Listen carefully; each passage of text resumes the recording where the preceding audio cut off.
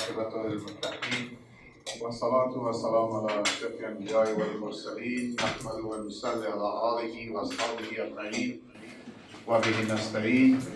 حضار گرامی، روشنفکران، بزرگان، جوانان و نوجوانان، السلام علیکم و رحمت الله و برکاته. از اینکه در این هوای گرم زحمات زیاد را متقابل شده، جهت پذیرایی و استقبال از ما تا اینجا قدم رنجه نموده، اظهار تشکری و قدردانی می‌نمایم. و آرزو دارم زندگی همه ایتان وفق میل و مرادتان به پیش برود و از گزند روزگار در امن و امان باشه. ثانیاً از اینکه کمتر از یک دهه بعد دوباره در آغوش وطن برگشتم، همین اکنون احساس عجیبی دارم و میخواهم این احساس خود را با شما شریک بسازم. شاید در بین شما کسایی باشه که مسافرت های طولانی را تجربه کرده باشه. اگر متوجه باشید، مسافرت هایی که در بین 6 ماه تا 2 سال طول بکشد، شما بیشتر دلتنگ خانه و خانواده هایتان میشید تا این که به یاد وطنتان بیفتید. ولی برعکس، اگر زندگی شما در دیار غربت و سالهای طولانی طول بکشد، شما به یاد کوچه و پس کوچه های وطنتان بیفتید و آرزو میکنین ای کاش روز برسه که در همون کوچه های گلالود و خاکالود وطنتان قدم بزنید. و آرزو میکنین در زیر سایه همون درخت دهن خانه‌تان نشسته با دوستای دوران کودکیتان و ساعتها قصه های عاشقانه و عارفانه بکنید. ولی عزیزان، من هم به این گونه به مثابه یک کودک نوزاد که در شبهای سرد زمستان آغوش گرم مادر خود را سراغ میکنه، قلبم برای مردمم و وطنم میتپد که خوشبختانه خداوند را نهایت سپاسگزار هستم که امروز این فرصت را به من عطا فرمود که خود را در جمع وطنداران و در وطن خود. در آیه 246 سوره مبارکه بقره آمده که از زبان گروه بنی اسرائیل نقل قول میشه که میگه بسم الله الرحمن الرحیم قالوا وما لنا الا تقاتل فی سبیل الله فقد اخرجنا من دیارنا و ابنائنا. آنها از پیامبر وقتشان میپرسند این چگونه ممکن است که در راه خدا پیکار نکنیم در حالی که از خانه ها و فرزندانمان رانده شدیم. شهرها و خانه های ما توسط دشمنان اشغال گردید و فرزندانمان را اسیر نمودند. این پیشنهاد ایشان در نزد پیامبرشان نه تنها که رد نگردید بلکه مورد استقبال نیز قرار گرفت. پس نظر به این بینش نتیجه میگیریم که آنها بر علاوه مبارزه در راه جهاد و حفظ ارزش‌های دینیشان در راستای دفاع از وطن و تمامیت ارضیشان همواره و پیوسته تلاش می‌کردند تا خانه‌ها و کاشانه‌هایشان را از چنگال دشمنان رهایی بخشیده و دوباره در کنار خانواده‌هایشان برگردند که این خود نمایانگر حس وطن دوستی و وطن باوری را نشان می‌دهد.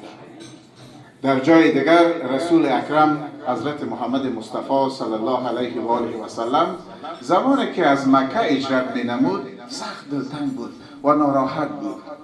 البته این دلتنگی وی از برای مقدس بودن شهر مکه نبود که از لحاظ معنوی جایگاه والای الهی داشت، بلکه از برای زادگاهش بود. نمیخواست از زادگاه خود به دور برود که با واسطه این کلمه توسط حضرت خداوند جل شانه برش دلداری داده میشه. بسم الله الرحمن الرحیم ان الذی فرض علیکم القرآن لردک الی معاد. آن کسی که قرآن را بر تو فرض گردانید تو را دوباره به جایگاه باز میگرداند. اساساً انسان رابطه مادی و معنوی فراوان به زادگاه خود می‌داشته باشد و تاریخ زندگیش با او پیوند ناگسستنی پیدا می‌کند که این پیوند سبب میشه انسان‌ها در ارتباط با وطنش، میهنش، زادگاهش عشق و علاقه بورزند و سرانجام این علاقه و عشق باعث میشه که انسانها در ارتباط و آبادی و شکوفایی وطنشان بیاندیشند و دست به کار شوند. عزیزان ارزشمند، نظر به مواردی را که در ارتباط به عشق و علاقه به وطن و زادگاه و مردم خدمتتان ایراد فرمودم، به نتیجه میرسیم که عشق و علاقه به وطن هم ریشه در قرآن عظیم و شان دارد و هم در عقل و منطق. البته این بدین معنا نیست که عقل و منطق کورکورانه عشق و علاقه بورزد، یعنی به این معنا که در صورتی که رشد و تکامل مادی، معنوی و اخروی مطرح بحث قرار میگیره، شما اجازه دارین که از وطنتان، از زادگاهتان هجرت بکنید، ولی مشروط به این که داشته ها و یافته های اصیلتان را به هیچ عنوان به دست فراموشی نسپارید. یک نقطه را میخوایم به عنوان آخرین صحبتایم که شما خسته نشین در هوای گرم خدمتتان با صراحت و با افتخار به عرض برسانم که در حالی که سالهای زیاد میشه به دور از وطن در دیار غربت در کشور امریکا با همسرم و فرزندانم زندگی میکنم، ولی حتی یک لحظه هم از یاد وطنم، از یاد هموطنم غافل نبودیم. پیوسته شعارم و توصیم به همسرم، به فرزندانم و اطرافیان ممی بوده که ارزش‌های دینی، اسلامی و اصیل افغانی را همچو استوار حمایت کرده به هیچ عنوان و با هیچ مورد اجازه ندیم که لکه بدنامی در دامان پاک وطن ما و هموطن ما وارد شود. در حالی که متاسفانه شما در جریان هستند عده‌ای از افغان‌ها اخیراً در کشورهای مثل اروپا و امریکا مهاجر شدند.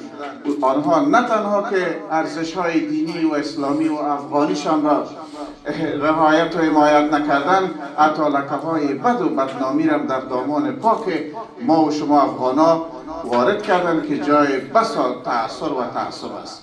یک بار دیگر از تشریف آوری همه ایتان قلباً و نهاداً تشکری میکنم و از اینکه وقف گرانبهایتان وقف صحبت‌های ما کردین. جهان سپاس. اشتهای خوب برای همتان آرزو دارم. السلام علیکم و رحمت الله و برکاته.